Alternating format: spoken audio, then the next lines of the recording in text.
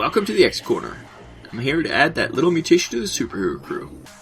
This week I'll be covering the X comics for the week of July 10th, 2019. We have only two comics though, Age of XMan Apocalypse and the X-Tracts number 5 and Giant Size X-Statix number 1. Spoilers. Of course. We'll start with Age of XMan Apocalypse and the X-Tracts number 5, written by Tim Seeley, art by Salvador Espin. Guy has seen the true nature of Apocalypse, and he's working for X-Man. He shows the rest of X-Tracts through Unveil's powers, and then Apocalypse walks in and catches them sharing and says they aren't allowed to do it without him. They confront him on what he's done, and Guy punches Apocalypse. Apocalypse shows his true form, and is about to smash Guy when the rest of the X-Tracts attack. Apocalypse, though, sucks up Unveil and shoots her at Dazzler before knocking her out. Colossus attacks but is shot to the ground. Apocalypse is about to finish him off when Kitty phases her menorah right through his chest. Since it's from the real reality, it disrupts his powers and he is defeated. He reverts back to his small form and tries to explain to the X-Tracts what happened. X-Man did create him to be the foil to the X-Men, but in the process of his free love movement, he learned to love Genesis as a son that he never had in all his long existence.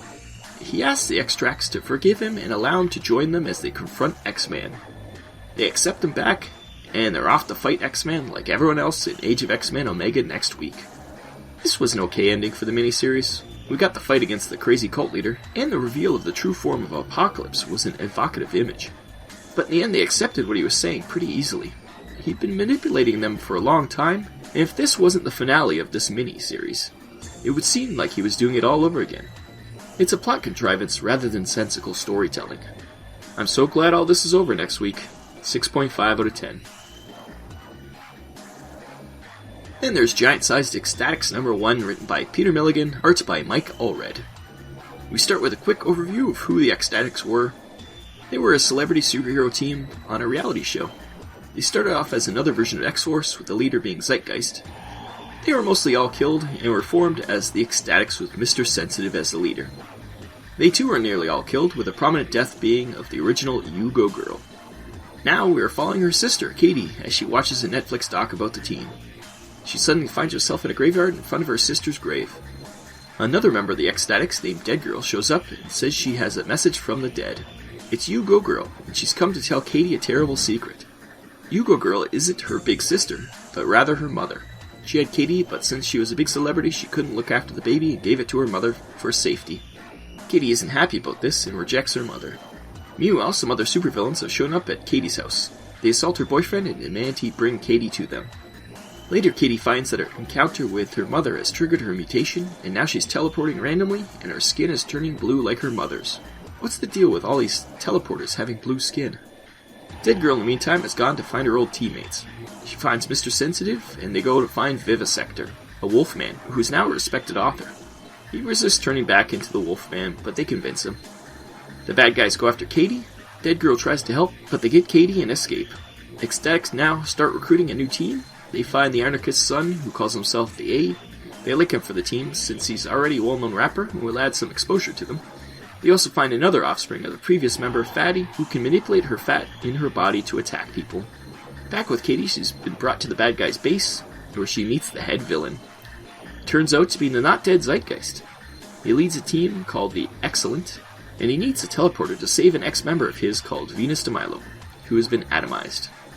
Before Kitty can say she doesn't want to be a superhero for the 100th time, the X-Statix show up with Duke back filming for their internet streaming show.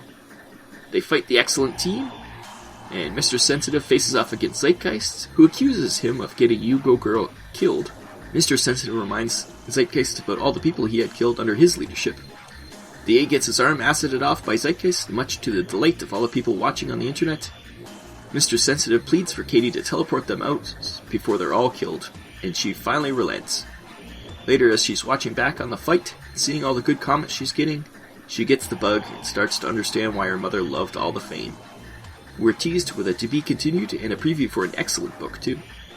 I was never a huge fan of X-Statix back in the day, since it wasn't a serious X book, even though it was set in the X universe with many crossover characters. I understood it was a satire of the reality show culture and its ridiculousness of a world where superheroes were real. It just didn't interest me.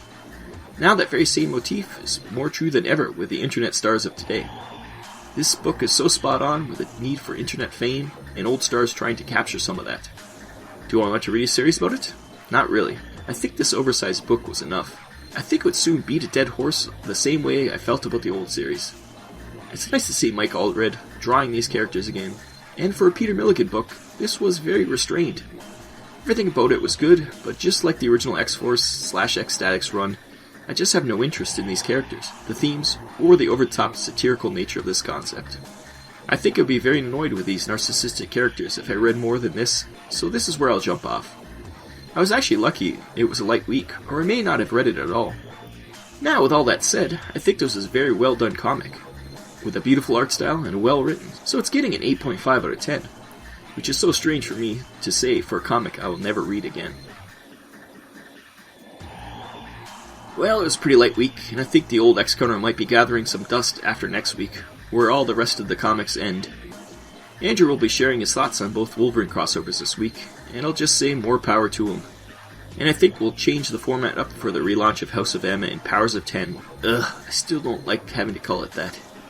So tune in next week for the big finales.